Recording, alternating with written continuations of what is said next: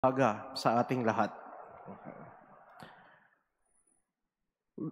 In a matter of a few hours before the day ends, we will usher in an anticipated celebration a new year in the liturgical calendar of the church. We will finish year A and go to year B for the Sunday celebrations, from year 2 to year 1 to year 2 for the weekday celebrations. And the church, in preparation for the end of the liturgical calendar, always consider reminding the faithful about the end times. And it was throughout this past week, the last week, the 34th week of the liturgical calendar, that the book of Daniel was given to us. Daniel is not only an interpreter for the kings, Mene, Tekel, Peres, but he is also a visionary. And for the last couple of days, we have been given the vision of Daniel about the end times. And when we speak of end times, as with the vision of Daniel, it is always terrifying. Talaga namang nakakatakot kapag katapusan. Dahil kapag may katapusan, may hihinto, may masisira, may mawawala, merong mababawas. Kaya talagang nakakatakot. But let us be consoled, as in the vision of Daniel, in the readings yesterday and today, that one thing has been given us, that the dominion of God would never fail. His authority will continue, and His kingdom will have no end. As faithfuls, that should be our strength, assurance, and inspiration. Hindi man natin alam kung paano o kailan, alam man natin na nakakatakot ang katapusan, hindi naman natin maitatanggi na sa dulo, ang Diyos ang magtatagumpay, ang Diyos ang magtatagal, magpapatuloy, ang Diyos sa kanyang pag-ibig, awa, kapangyarihan at kaharian ang ating madadatnan. So with that assurance, we are being invited to continue to struggle in the faith.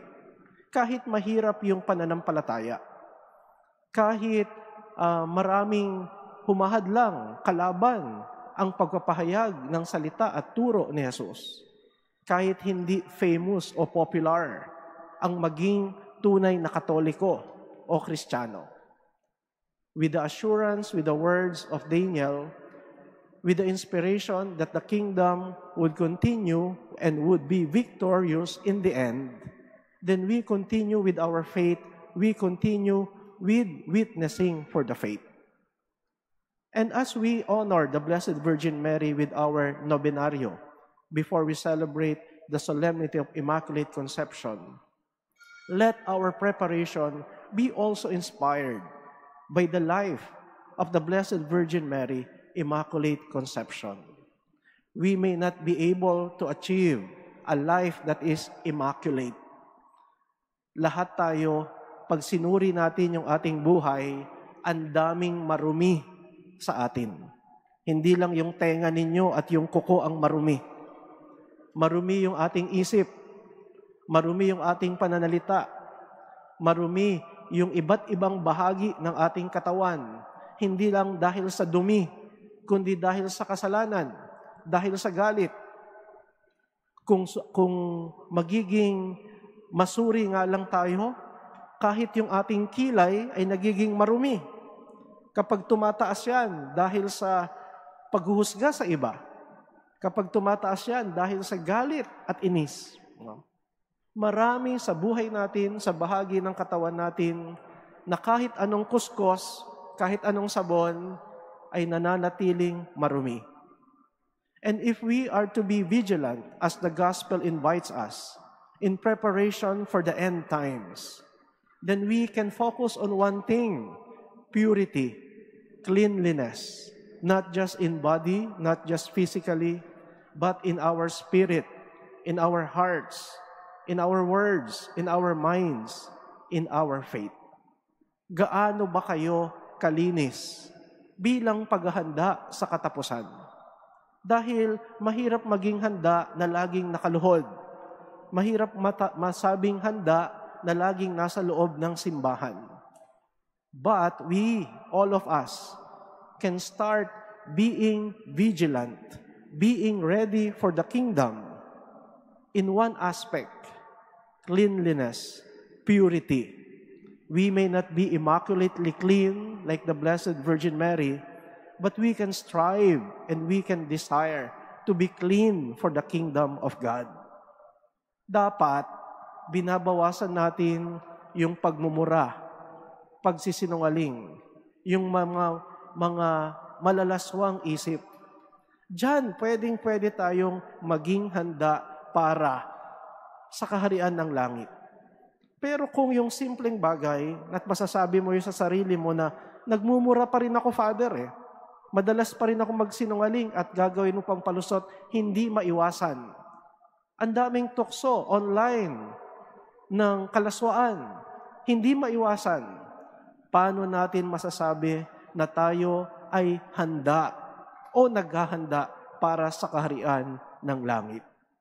Remember, for the past few days, we have been bombarded with the idea that we do not know the day nor the hour of the end.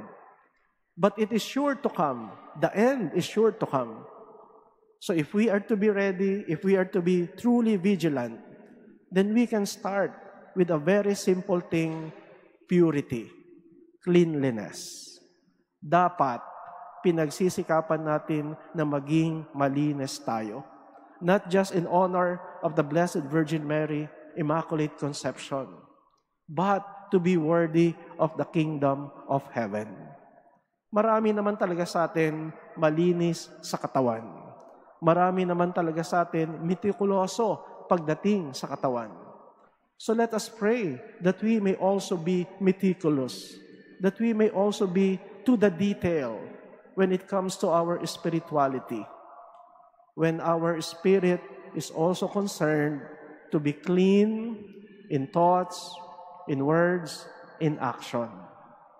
Again, we pray to the Immaculate Conception, Our Lady of Immaculate Conception, for our desire to be clean, to be worthy of the kingdom. Pero dapat sisimulan natin yan. Dapat bawasan natin yung aram nating marumi, yung alam nating hindi karapat-dapat sa kaharian ng langit. Kahit maliit na dumi, kapag pinabayaan, mangangamoy.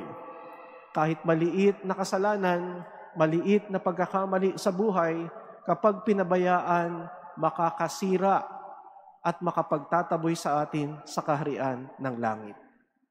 So in the invitation to be vigilant, let me invite you. Let us start simply. Purify our lives. Clean our words, our thoughts. Purify our hearts. Clean our relationships. With that, we can be vigilant and ready. Amen.